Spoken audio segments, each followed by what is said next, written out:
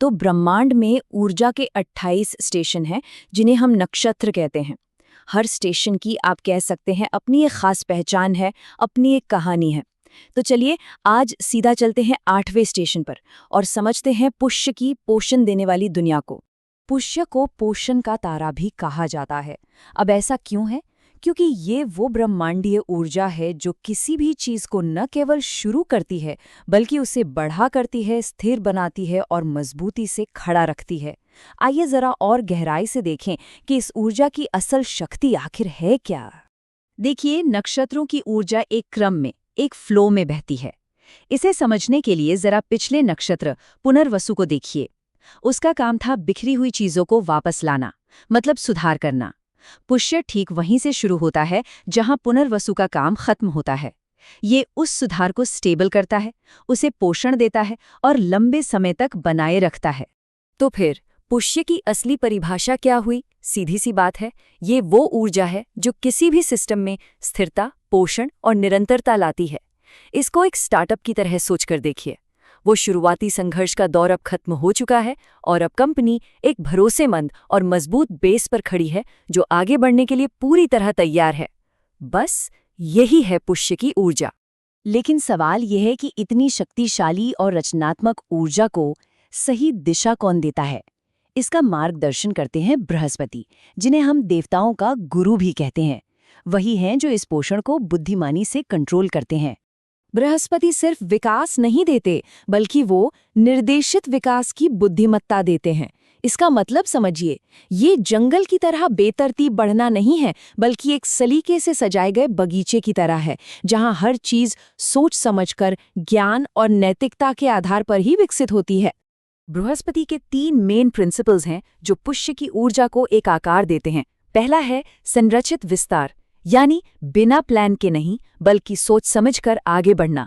दूसरा ज्ञान आधारित पोषण, मतलब सिर्फ देना नहीं बल्कि ये समझना कि किसे, क्या और कब देना है। और तीसरा नैतिक स्थिरता, जो ये पक्का करती है कि नींव इतनी मजबूत हो कि उस पर बनी कोई भी इमारत हमेशा टिकी रहे।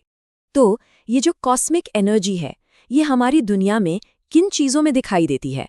आइए पुष्य के सबसे शक्तिशाली प्रतीकों को जानते हैं। इसका सबसे शक्तिशाली प्रतीक है गाय का थन। सोचिए, ये बिना रुके जीवन देने वाले पोषण का एक स्रोत है।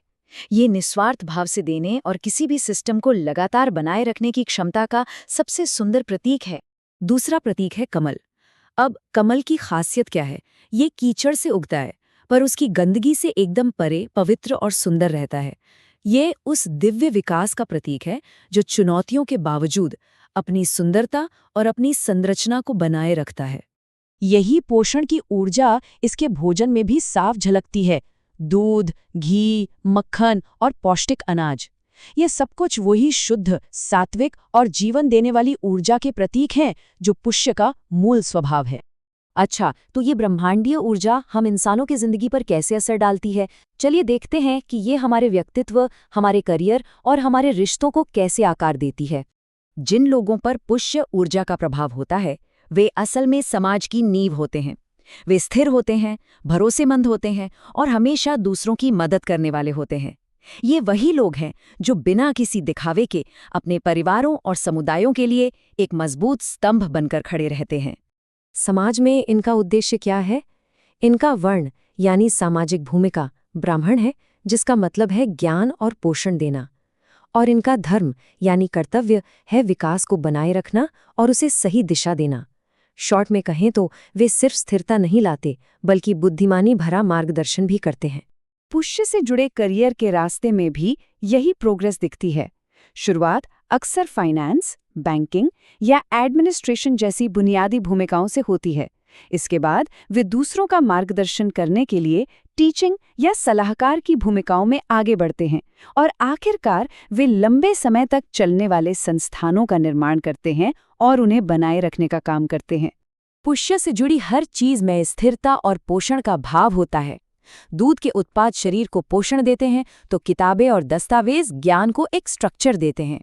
सुरक्षित स्टोरेज सिस्टम हमारी संपत्ति की रक्षा करते हैं और संस्थागत सेटअप समाज को मजबूती देते हैं। मतलब हर लेवल पर ये ऊर्जा सुरक्षा और विकास की नींव रखती है।